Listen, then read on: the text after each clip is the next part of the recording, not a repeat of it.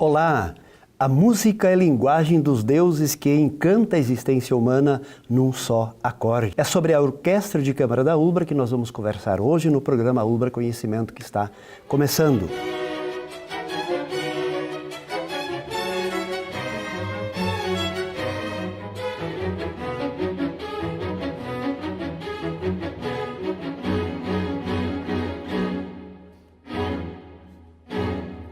Eu quero dar as boas-vindas ao nosso convidado.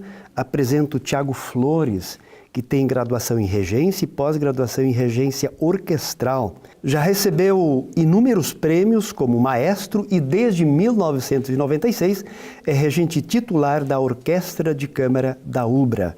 Seja bem-vindo, maestro Thiago Flores. Muito obrigado, prazer estar contigo aqui. Como foi essa trajetória? Teve muitas horas de estudo, muita batalha. Bom, primeira coisa sobre o nascer músico, né? Sim. Existe muitas divagações sobre o assunto, que a pessoa nasce com muito talento, e quem não tem talento não vai nunca ser um músico ou um músico profissional. Isso tem um pouco de inverdades nisso, né? O que se sabe através de estudos mesmo, estudos sérios, é que aquela criança que nasce num ambiente musical, essa tem condições de se desenvolver musicalmente com mais facilidade do que aquela que não tem esse ambiente musical, onde as pessoas não escutam música, onde não cantam e tal. Então essa é a minha experiência. Meu pai e minha mãe tocavam, meus irmãos mais velhos tocavam também. Então eu já nasci num ambiente que facilitava o desenvolvimento do meu ouvido e tal, facilidade para a música. Tanto é que com 3 anos de idade, a primeira vez que eu me apresentei. Me apresentei na televisão Piratini na época. Qual era o instrumento? Canto? Não, cantando. Estava me acompanhando, tinha um pianista me acompanhando e eu cantei. Fui 2 vezes na TV nessa idade, dos 3 anos. Então, nesse ambiente musical, minha família, à noite, sempre tocava, né? Meu pai rezava, e minha mãe também, eram muito católicos, se rezava à noite e se tocava e cantava. Olha só. Então, desde pequeno eu fiz isso. Comecei a tocar violão mesmo aos 7 anos de idade e tal. Depois, na adolescência, eu toquei bastante música, toquei rock, compus, participei de festivais e tal. E entrei no curso de engenharia da URGS, não entrei diretamente na música. Olha só. Eu era pobre e achei que engenharia podia me tirar da pobreza. Exato, então, e era um curso bem valorizado no final da década de 80, né? De 70, aliás. No final da década de 70. Então, entrei na engenharia, fiquei 2 anos, eu não gostei, e aí pedi transferência para música. Aí que eu comecei o meu trabalho mesmo, assim, na faculdade. Né? Pensando a música de maneira profissional. Isso, de uma maneira profissional, de assim me dedicar para a música realmente, né? Então, aí fiz o curso de composição e de regência na Universidade Federal do Rio Grande do Sul. Depois, mais tarde um pouquinho, fui para a Rússia, fiquei mais ou menos 1 ano na Rússia também, fazendo uma especialização em regência orquestral lá. E já regia coral também, desde os 27 anos de idade eu estava regendo coral, passei 10 anos regendo coral. E aí, a partir de 96, eu fui convidado para fundar a Orquestra de Câmara da ULBRA. Olha só. Então, desde 96, há 22 anos, estou aqui trabalhando na ULBRA. Temos uma história bem bonita com a orquestra. Né? Nós já vamos ver essa história. Mas você comentou um fato bem interessante. Em tese, pelo que você comenta, todas as pessoas que gostam da música podem se desenvolver como tal. Quanto mais cedo ela começar, mais fácil. Isso como qualquer coisa, começar, ele vai estudar inglês com 50 anos de idade é uma coisa, estudar inglês com 5 anos de idade é outra. Tu assimila com muita facilidade isso. E na música tem mais uma questão, que é a questão motora, né? Tu tem que desenvolver os músculos da mão, dos dedos, do braço, da perna, dependendo se for um percussionista, um baterista.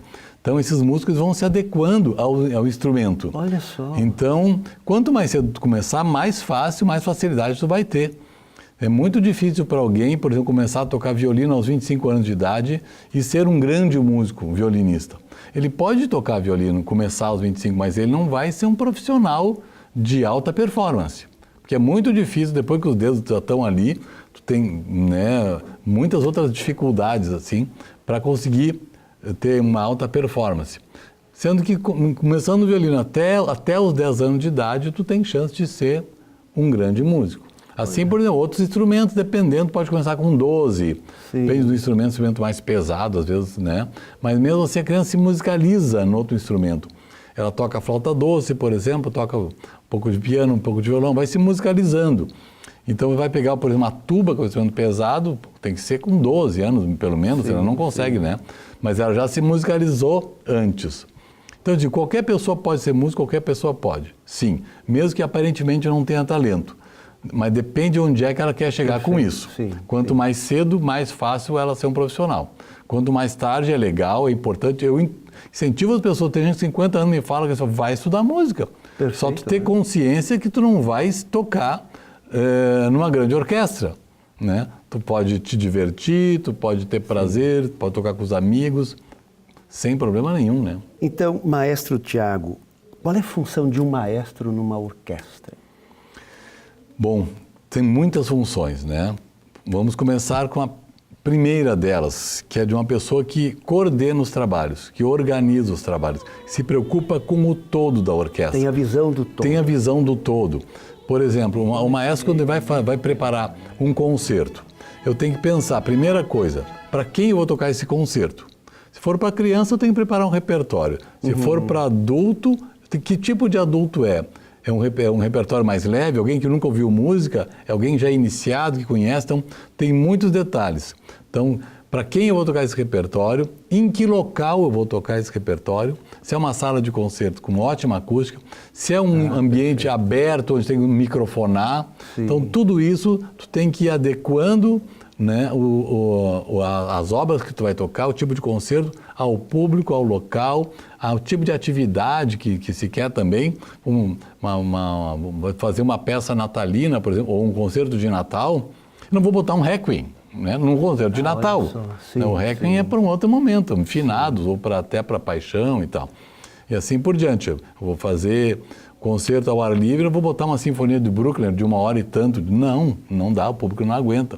Nem num teatro o público não aguenta, quanto mais o Bruckner é bastante pesado, né? Sim. E assim por diante. Então, o regente tem que ter essa visão do todo, né? De como ele vai passar essas informações que ele quer para chegar ao público. Bom, então ele tem que coordenar os trabalhos. Coordenar também significa ali no ensaio. Ele coordena, ele comanda. Agora nós vamos estudar essa peça, nós temos 20 minutos para estudar essa obra, nós temos mais 1 hora para estudar a obra tal. Tu coordena, tu organiza um ensaio para que ele tenha bastante funcionalidade, que se chegue a um objetivo em cada ensaio. Planejar, por exemplo, planejar um ensaio, os ensaios. Eu tenho 5 ensaios para um concerto tal. Perfeito. Primeiro ensaio eu vou fazer isso, segundo aquilo, no último ensaio tem que estar bom, né? E assim, então tem várias questões. Tem que saber, tem que ser um líder. Tem que liderar um grupo de músicos, de pessoas que estão ali com uma finalidade específica de tocar e fazer um bom concerto. Tem que saber liderar. Então tem que ter um conhecimento básico de liderança para não ter coisas desconexas, né, entre o trabalho que está fazendo e essa questão da liderança. O regente tem que ter um perfil de quem gosta de subir no palco, por exemplo. Não pode ter medo de palco. Sim, é verdade. Eu sou tímido, eu tenho medo, chego no palco, eu tremo. Não dá. Sim. A pessoa que vai tremer não pode subir no palco. Sim. Pode até sentir um friozinho. Agora, não pode passar para o músico insegurança. Sim. Pelo contrário, ele tem que passar muita segurança para o músico. O público do maestro é o músico. O maestro está de costa para a plateia. Perfeito. Então, o público do maestro é o músico. Eu estou ali para ajudar o músico. Então, em alguns momentos, ele precisa que eu olhe mais para um determinado naipe, para dar uma entrada, para confirmar, é assim, tá legal, foi o que nós ensaiamos, né? Precisão na regência, porque ele depende muito do gesto. O gesto é uma questão universal. O que o gesto significa? Essa comunicação entre vocês? Ele significa muitas coisas. Primeira delas, que tu tem que falar pouco e mostrar muito. Então tu não pode dizer assim, forte aqui, pessoal, faz um gestinho assim, forte, meu bem. Não vai sair forte, vai ter um gesto. Pelo gesto ele vai ler. Claro, né? Não adianta, eu não posso pensar uma coisa e mostrar outra. Então no gesto, por exemplo, eu não posso falar rápido e estou fazendo um gesto aqui. É rápido, né? E assim por diante, o caráter está no gesto, tem questões bem mais difíceis, por exemplo, um compasso que é alternado, digamos, né? Um compasso que não é... Tem um compasso, pode ser 1, 2, pode ser 1, 2, 3, pode ser 1, 2, 3, 4, pode ser 1, 2, 3, 4, 5, 1, 2, 3, 4, 5, 6, 1, 2, 3, 4, 5, 6, 7, por exemplo. E assim vai. Se eu não tiver isso claro, que eu estou contando 7 aqui, o músico eu tenho que ajudar. Então, o maestro tem que facilitar o trabalho do músico. Essa linguagem. E uma das maneiras de facilitar é ter um gesto claro que diga o que a música está pedindo. Facilitar o trabalho que o conjunto todo tenha o mesmo entendimento. O que é uma orquestra de câmara? Orquestra de câmara é toda aquela orquestra que não é completa, ou seja, não é uma sinfônica. A sinfônica, ela tem um naipe de cordas, que é violinos, violas, violoncelos e contrabaixo. Tem o naipe das madeiras, basicamente flautas, oboé, clarinete, fagote. Naipe dos metais, trompa, trompete, trombone, tuba. Naipe de percussão, tímpano, e aí um monte, uma centena de percussões. Aí tambor, ré, qualquer coisa que tu pensar é percussão e tem coisa escrita para isso. Né? E tem ainda piano e harpa. Então, tudo isso é uma orquestra sinfônica. Quando tem uma orquestra só de sopros, ou só de cordas, ou cordas com alguns sopros, é orquestra de câmara. Ah, olha. É orquestra de câmara. Uma outra coisa que já vou falar antes que tu pergunte, que é qual é a diferença entre uma sinfônica e uma filarmônica? Sim. Todo mundo me pergunta isso. Uma orquestra sinfônica é aquela orquestra mantida pelo Estado. Ou seja, pode ser o município, o Estado ou a União. É mantido pelo Estado. Sim. E a orquestra filarmônica é aquela mantida pela sociedade. Filos é amigo da harmonia, amigos da harmonia. Perfeito, né? Então, as sociedades criaram sociedades filarmônicas, que era porque para não depender do Estado. Né? Então, eram orquestras mantidas pela sociedade. Pode ser uma empresa, pode ser uma igreja, assim por diante. Né? Qualquer um pode manter uma orquestra que não é o Estado, então é uma orquestra filarmônica. Mas ela tem as mesmas denominações que eu falei entre a sinfônica e a não é denominações, as mesmas características instrumentais da orquestra de câmara ou sinfônica. Muito bem, nós vamos agora para o quadro Ciência em Foco, o intervalo, e nós já voltamos.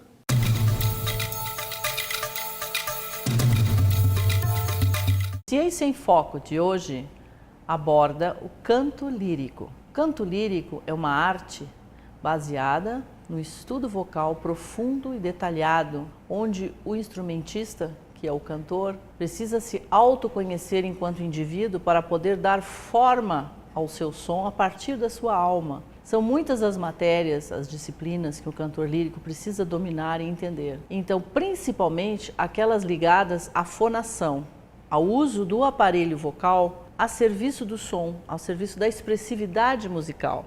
Então, nós começamos a explorar a nossa respiração. A musculatura respiratória é uma malha de inter-relações musculares que partem desde o assoalho pélvico até a ponta da língua. A grosso modo, naturalmente. Então, são várias camadas musculares que trabalham em equipe, em sincronia. Pois o cantor precisa entender os espaços de ressonância, o tórax, o espaço laríngeo, as cavidades faciais que ele tem a dispor da expansão do som, do giro do som nos espaços internos, para que esse som produzido sem microfone, principalmente é importante que no canto popular nós usamos o microfone. Já no canto lírico, o microfone é o nosso próprio corpo. Então nós precisamos usar as cavidades laríngeas, as cavidades do rosto, da face, da testa, para amplificar esse som. Existe algo também chamado apoio vocal, que é o controle da musculatura respiratória a serviço de uma coluna de ar estável para que possa vibrar estavelmente, harmoniosamente as cordas vocais e produzir um som igual, um som harmonioso, bonito, brilhoso. E tudo isso serve à expressividade vocal.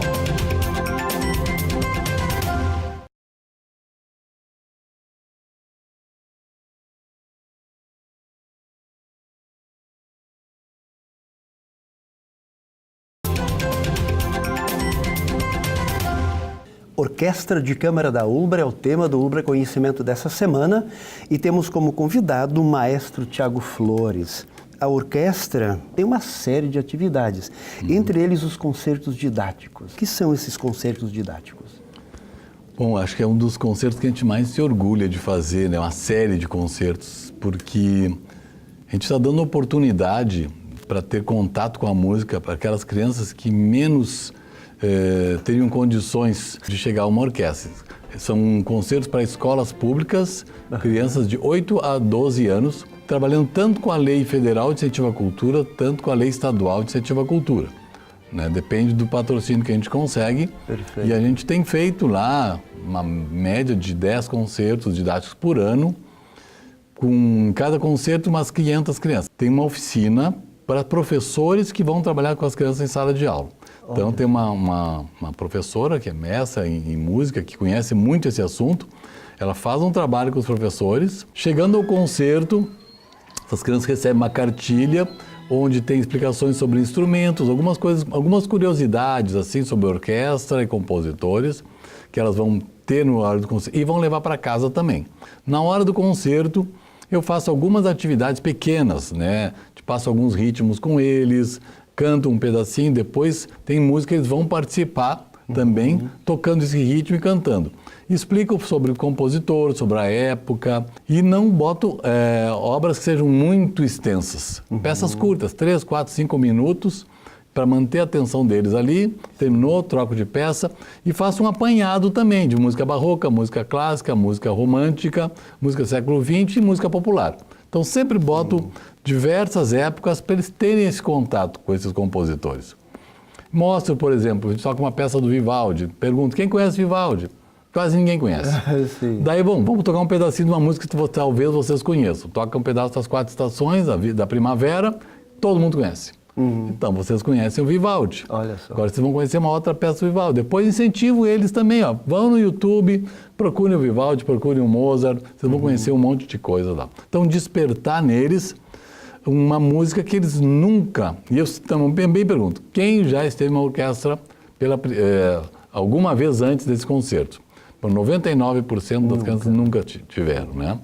Então, isso é muito legal, porque eles ficam muito, muito curiosos, muito atentos, muito interessados. É uma experiência única para eles. Uma experiência única. Então, eu acho que o resultado é muito bom para eles e gratificante para nós também. A gente está fazendo um trabalho sério, né, de abrir um pouco os horizontes dessas crianças, né, de elas ter o contato com a criatividade, com a arte. O grande diferencial hoje para qualquer pessoa é a criatividade.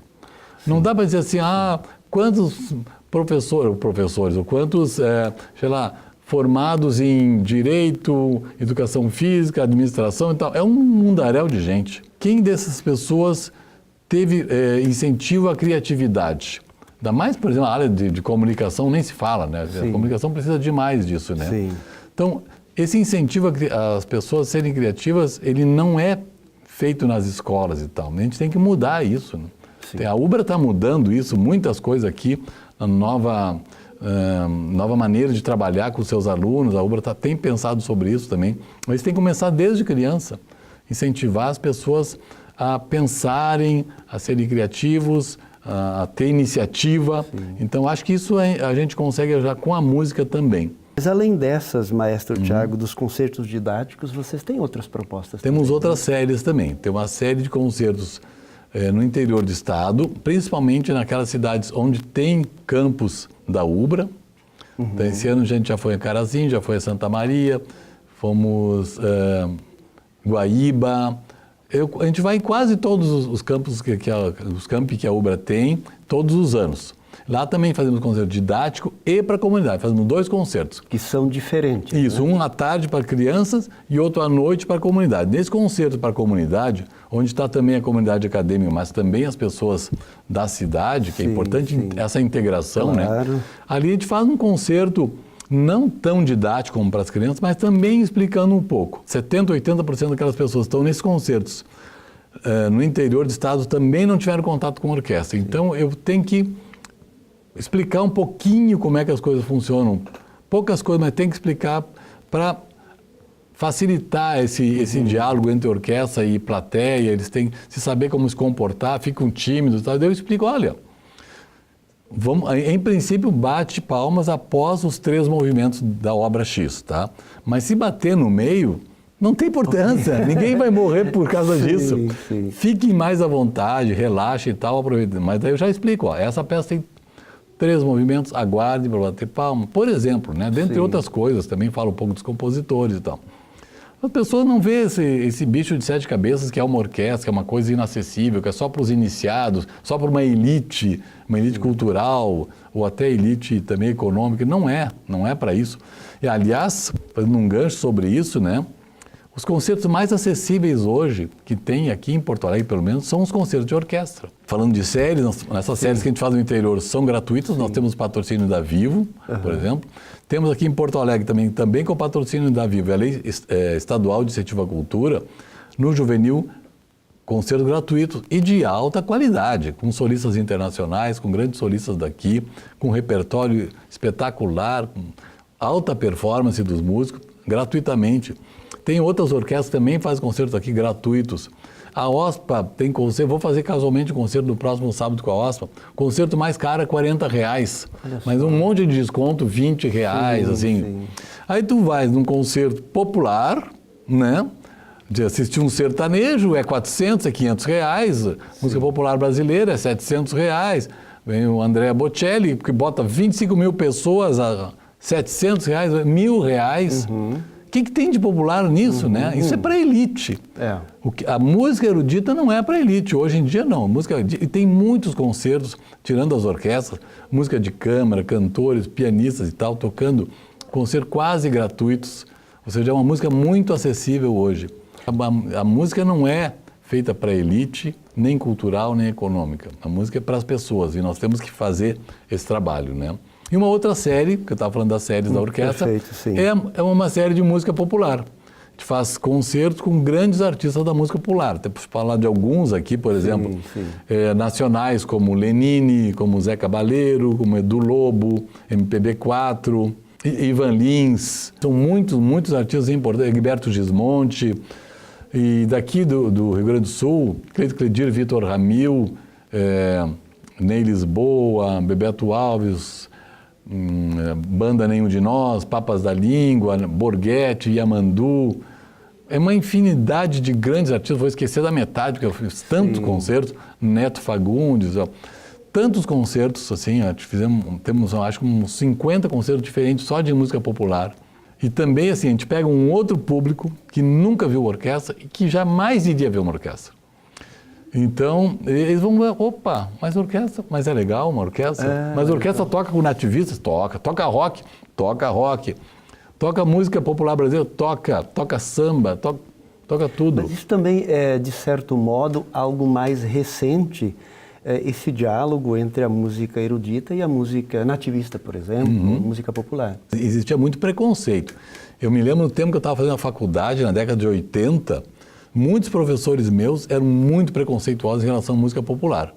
E eles passavam isso para os alunos repetiam isso. Né? Por falta de, dos professores, acho falta de conhecimento mesmo da música popular.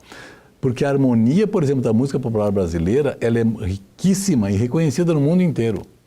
Então, à medida que uma nova geração foi entrando e tendo contato com a música popular, começou a inserir essa música juntamente nas orquestras e misturar a música erudita com a música popular e até quebrar barreiras. Daqui a pouco tu não saber, porque Egberto Gismonti, por exemplo, o que Egberto Gismonti é? É popular, é erudito? Não sei, não sei. Agora, é de alta qualidade a música dele.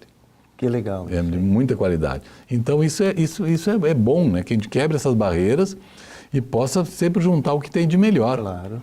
E fazer música boa. E não interessa o gênero dela, né? Então, acho que isso tem sido um trabalho bem legal que a Orquestra da Ubra tem capitaneado, vamos dizer assim, que é a orquestra que há muito mais tempo está fazendo esse trabalho e continua, né, fazendo com muito carinho, que isso é importante também, né? Fazer de uma maneira, não desprezar. A música popular eu vou fazer de qualquer jeito, a música erudita eu vou caprichar. Não, é bastante ensaio, é capricho, é detalhe, fazer o que tem de melhor, tirar o que tem de melhor daquela música, extrair e mostrar para o público isso, né? Muito bem. Nós vamos agora para o quadro Dica do Programa e já voltamos para as considerações finais do nosso convidado. A dica do programa de hoje é para quem quer tocar numa orquestra. Pode ser uma orquestra sinfônica, pode ser uma orquestra de câmara. Então, se você ainda não começou, bom, procure um lugar, uma escola, nós temos várias em Porto Alegre para começar a estudar. Para quem já começou, a dica é muito estudo. Sem estudo, não se chega a nenhum lugar. A competição hoje está muito grande e é necessário horas de estudo para tocar um instrumento, como violino, como viola, como violoncelo, como contrabaixo. Aqui são os instrumentos que vão ter numa orquestra de câmara e vão ter numa orquestra sinfônica. Então, estudo é a dica principal.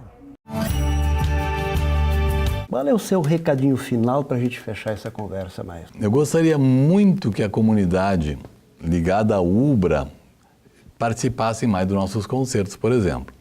Tá? É bem divulgado aqui dentro. Nós temos um programa, né, na TV UBRA todo sábado à noite às 10 da noite.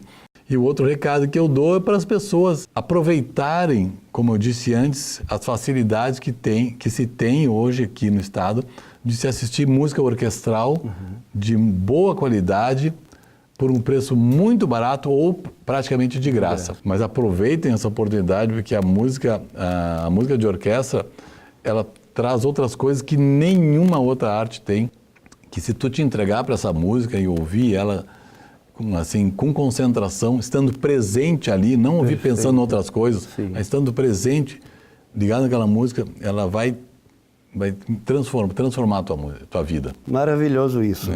Maestro Tiago Flores, muito obrigado por essa conversa, por essa aula de música. Muito obrigado você pela companhia e nós nos encontramos na próxima semana para mais um UBRA Conhecimento. Até lá!